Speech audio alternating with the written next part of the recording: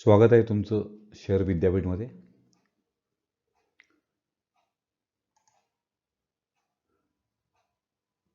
हे तुमचं स्वागत सुरुवातीलाच करतोय कारण आज ज्या मी कंपन्या डिस्कस करणार आहे त्याच्यामध्ये तुम्ही आयुष्यात कधीतरी एकदा तरी नक्कीच सेल किंवा बाय केलं असणार आहे.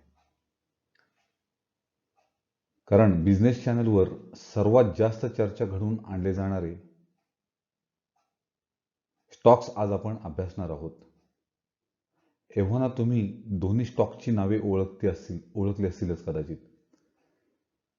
चला तर आपण आपल्या अभ्यासाला सुरुवात करूया.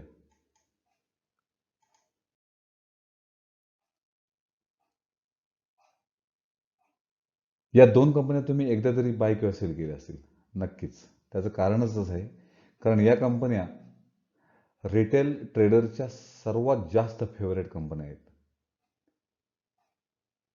कारण तुम्ही जर कोणतेही बिझनेस चॅनल ओपन करून पाहिलं तर तुम्हाला दररोज इंट्राडे किंवा शॉर्ट टर्म ट्रेडिंगसाठी या कंपन्यांची तुम्हाला नावं सातत्यानं चॅनल्सवर ऐकायला येतील. सुरुवातीला आपण जो चार्ट बघणार आहोत तो चार्ट आहे वोडाफोन आयडिया लिमिटेड या कंपनीचा. तुम्ही चार्टकडे जर बारकाईने पाहिलं तर साधारण सुरुवातीला 2000च्या आसपास भारतात होऊ घातलेल्या मोबाईल क्रांतीमध्ये ही उदयास आलेली पहिली कंपनी जी म्हणजे आयडिया. सुरुवातीला या कंपनीने ग्राहकांना चांगला परतावा दिला. या कंपनीचे शेअर्स 2000च्या आसपास साधारण जर पाहायला गेलं तर 104 रुपयाच्या आसपास वगैरे होते आणि नंतर जर पाहिलं तर हळूहळू घसरून तो शेअर 160 रुपयाच्या आसपास वगैरे आला. त्याच्या पुढे जर तुम्ही पाहिलं तर भारतात जे पुन्हा एकदा जे मोबाईल कंपन्यांमध्ये जे प्राईस वॉर आलं, खास करून जिओ कंपनीनं आणलेले जे काही त्यांचे वेगवेगळे प्लान होते त्यामुळे या कंपन्यांना त्यांचा प्रॉफिट मेंटेन करता नाही आला. त्यामुळे जर बारकाईने पाहिलं तर या कंपन्यांनी भरपूर नुकसान सहन केलं आणि मग त्यांच्या ग्राहकांना पण लॉस करून दिला. तेव्हापासून हा स्टॉक घसरत घसरत साधारण 10 रुपयापर्यंत स्थिरावला आणि सामान्य गुंतवणूकदारांचा फेवरेट स्टॉक कधी झाला हे कोणालाच कळलं नाही. मी सुरुवातीला जे म्हटलंय की तुम्ही सुद्धा ह्या शेअरमध्ये कधीतरी एकदा तरी बाय केलं असेल. मी सुद्धा या सुरुवातीला स्टॉक्समध्ये थोडीशी खरेदी केली होती पण कुठलंही नुकसान न सहन करायला मी बाहेर पडलो होतो. चला आपण त्याच वेळी दुसरा स्टॉक पाहून घेऊया. दुसऱ्या कंपनीचं नाव आहे येस बँक. जुळे भाऊ असं आपण म्हणूया फार तर, कारण दोघांचा चार्ट एकदम सेम दिसतोय. या कंपनीने सुद्धा 2010च्या आसपास स्टॉक्सची प्राइस साधारण 28 रुपये होती. त्यानंतर ती इथं जवळजवळ 390 रुपयाच्या आसपास गेली. नंतर चुकीची लोन्स दिल्यामुळं हा स्टॉक चांगल्याच पद्धतीने डाऊन ट्रेंडला गेला. इथं कुठेतरी सावरतोय असं वाटतोय तर पुन्हा त्यांच्या प्रमोटर्स किंवा त्यांच्या जे प्रवर्तक होते त्यांच्या बऱ्याचशा चुकीच्या धोरणांमुळे ह्या कंपनीमध्ये बरेचसे लॉसेस सहन करायला लागले आणि डेफिनेटली त्यांच्या गुंतवणूकदारांना सुद्धा मोठं नुकसान सहन करावं लागलं. तर हा सुद्धा शेअर तसाच घसरत जाऊन पुन्हा 10 रुपयापर्यंत आला. म्हणून म्हटलं हे जुळे भाऊ आहेत आणि 10 रुपयाला शेअर मिळतो म्हणून सर्वसामान्य गुंतवणूकदार प्रॉफिट मिळेल म्हणून ह्या शेअर्समध्ये सातत्यानं पैसे गुंतवताना तुम्हाला सापडेल.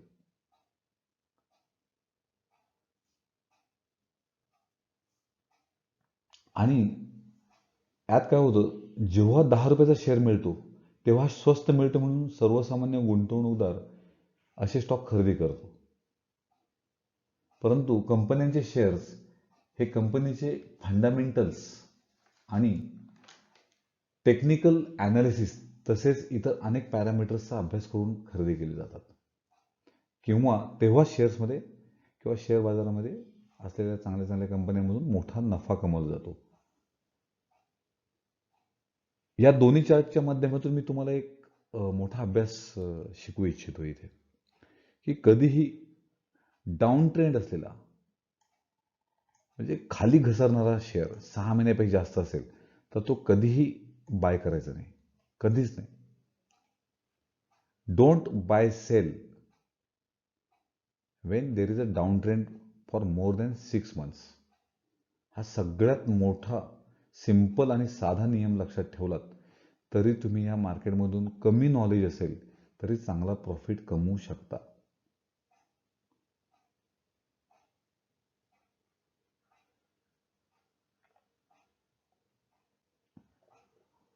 आणि कोणत्या कंपनीमध्ये पैसे गुंतवायचे याचे उत्तम उदाहरण म्हणजे हा चार्ट.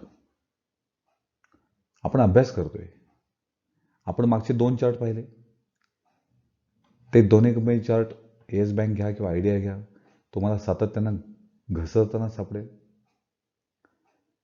पण त्याचवेळी ही जी कंपनी आहे, ह्या कंपनीचं नाव आहे रिलायन्स इंडस्ट्रीज.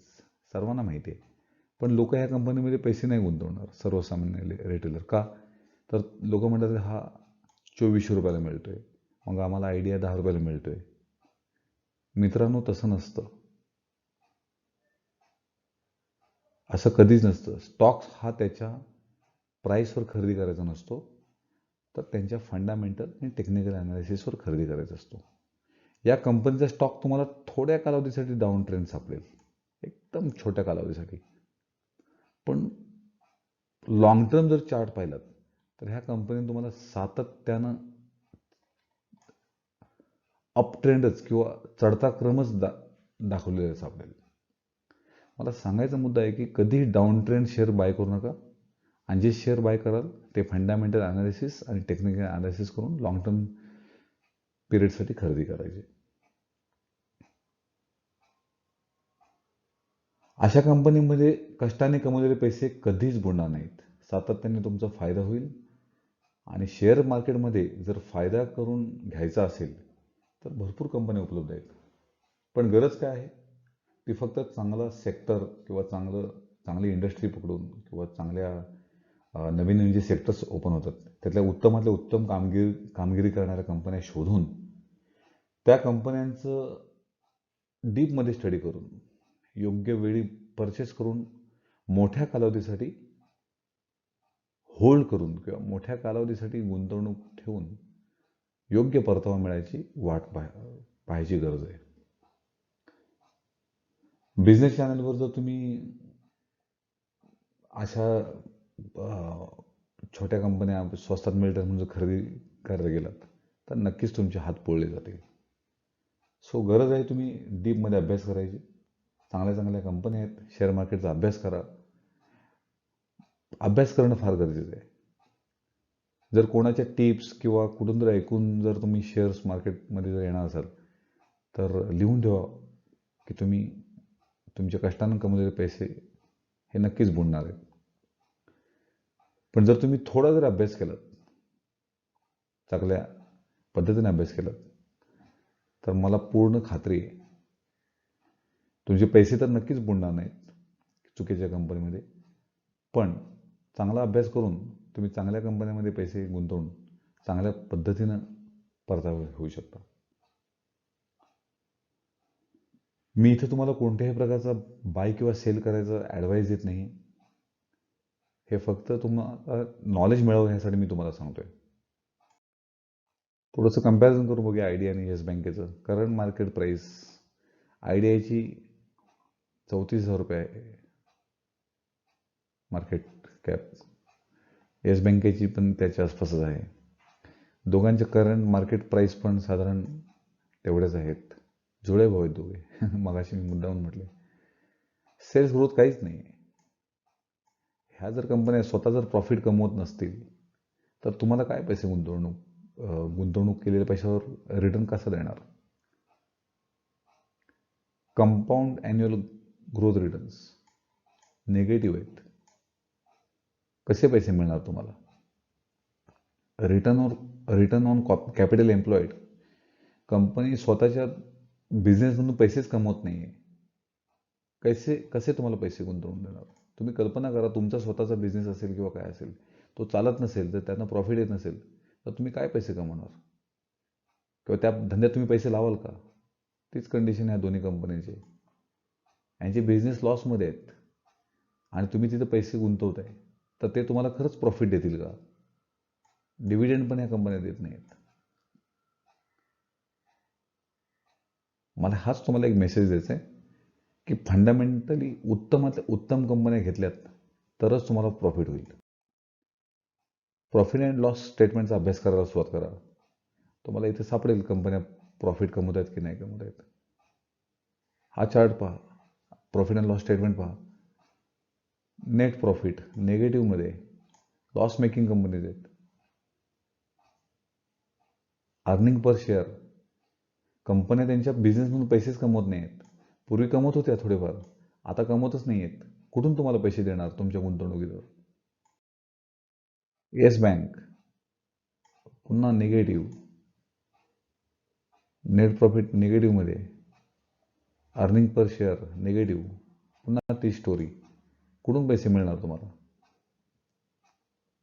म्हणून मित्रांनो सांगतो तुम्हाला की स्वतः अभ्यास करा, तुमच्या ॲडवायझरचा सल्ला घ्या. चांगल्या कंपन्या आहेत मार्केटमध्ये, त्यांचा अभ्यास करा, योग्य पोझिशनला पैसे इन्व्हेस्ट करा आणि अभ्यास करा. सगळ्यात महत्त्वाचं पुन्हा एकदा सांगतो. मी नक्कीच तुम्हाला सातत्याने चांगल्या चांगल्या कंपन्यांचा अभ्यास करून देईन. माझं नवीन चॅनल आहे, खूप चांगल्या पद्धतीनं आम्ही चांगल्या चांगल्या कंपनीचा अभ्यास करतोय. जास्तीत जास्त मित्रांच्यापर्यंत, तुमच्या नातेवाईकांच्यापर्यंत या चॅनल शेअर करा, सो दॅट जास्तीत जास्त लोकांना याचा बेनिफिट घेता येईल. आणि नक्कीच यापुढे मी चांगल्या कंपनी तुमच्यापर्यंत आणण्याचा प्रयत्न करेन.